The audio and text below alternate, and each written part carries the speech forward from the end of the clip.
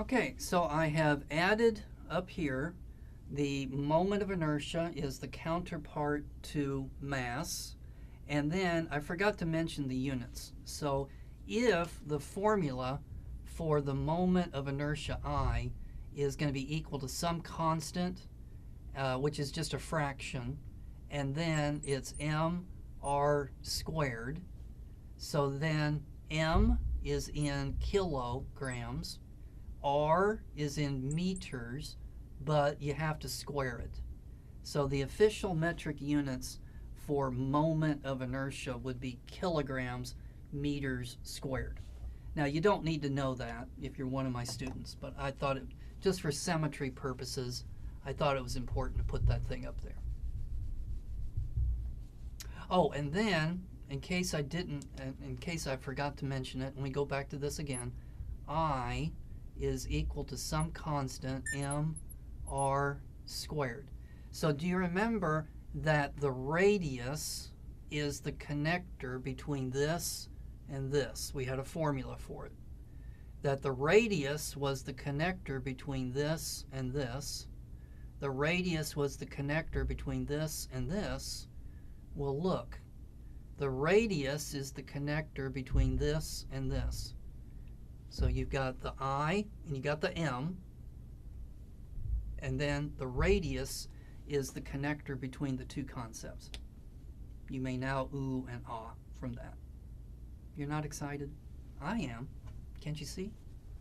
All right.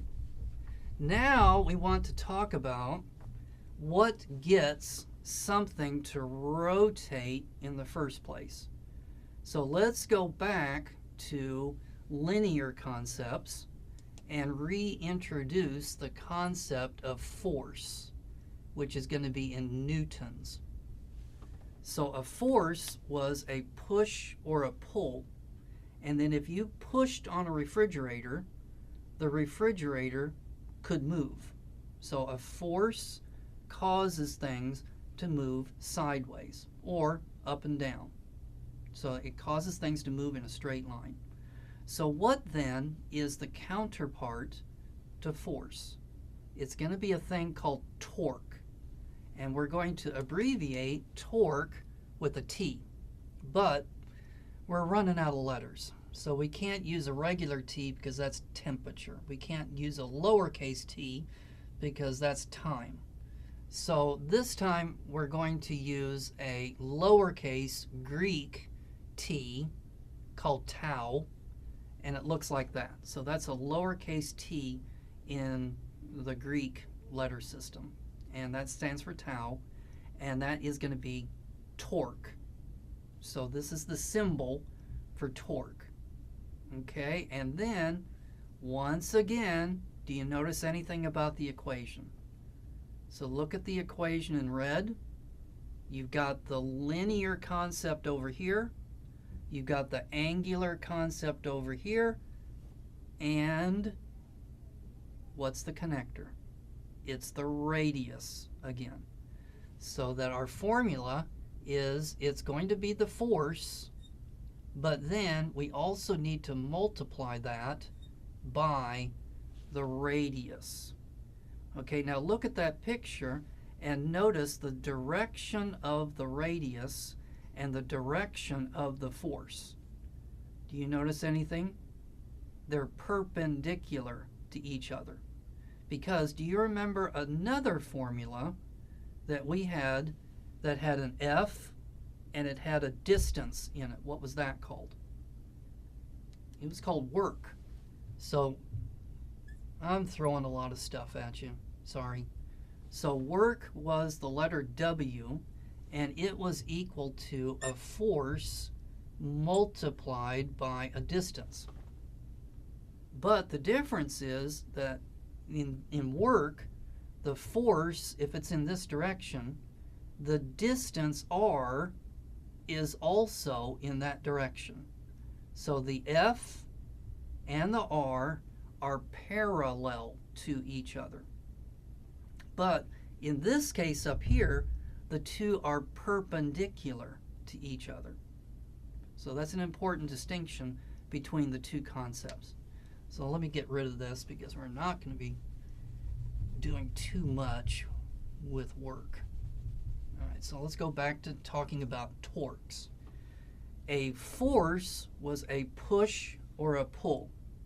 A torque is going to be when you twist something. So when you're trying to get the lid off a ketchup bottle, you have to twist it. So when you twist it, you're applying a torque to the ketchup bottle, and hopefully that will allow you to rotate the lid on it. So a torque will cause something to rotate. And so I wanted you to just see an example of torque is a wrench. So have you ever tried to unscrew a nut? So let's say that you've got a nut here, and you're going to take your fingers and try to rotate that nut, and it's very, very difficult. It's stuck. So what do? You get out a wrench. So what's the point of getting out a wrench like this? Why is that easier than using your fingers?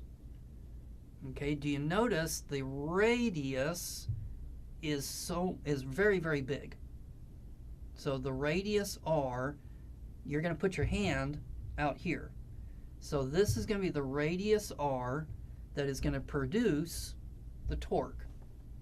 Now, what happens if you try to use your fingers? So if you're using your fingers, what's the radius? So this time, the radius might be the distance from here out to here. So do you see how small it is? So in this case, you have a large radius. If you try to use your fingers, the radius is much smaller. Who cares? All right, so you should know that 4 is equal to 4 times 1, but it's also equal to 1 times 4. Again, you're saying, who cares? This number, when it gets small, is compensated by this number when it gets big. Okay, so it takes a great deal of force. You almost have to be the Incredible Hulk in order to be able to unscrew this nut. Great deal of force because the radius is small. Radius is small. It takes a great deal of force. So if you have a large radius, then it doesn't take as much force in order to be able to do it. So that's the whole point of having a wrench, is it increases your radius so it decreases the force. Does that also sound familiar? Did we also do something like this when we did simple machines? That's a lever. So do you remember the teeter-totter, where you had a force on one side and a distance, and a force on the other side and a distance? So this is an example, another example of a simple machine. A torque wrench has a certain radius R. If you want to triple the amount of torque it can deliver, what should you do? Okay, so look at the equation. If we want to triple the amount of torque, so 3T, we could either triple the force or keep the force the same but triple the radius. So you get a handle that is 3 times long, and then it will triple the amount of torque that you can apply. Now this has a practical application. Okay, now when they put the tires on my car, they always use a machine. Have you ever noticed that? So you got the tire, you got the lug nuts, and they take this gun, they put it on the lug nut, and then they squeeze the trigger and it tightens down the lug nut. Well, the problem is the dinky little wrench that comes with your tire jack is too small. So I've tried it, it's about that big. And so I have attached it to the lug nut and then tried to undo it, and it doesn't work. So I'm a physicist, so what did I do? I went to my local hardware store and I got a big piece of electrical aluminum pipe. So it's about a meter long and it's hollow and it's made of aluminum. And then what I can do is I then can slip the end of this pipe over that lever, and now instead of having a handle that's that long, I've got a handle that's that long. So I can apply more torque to the lug nut, and lo and behold, I can do it.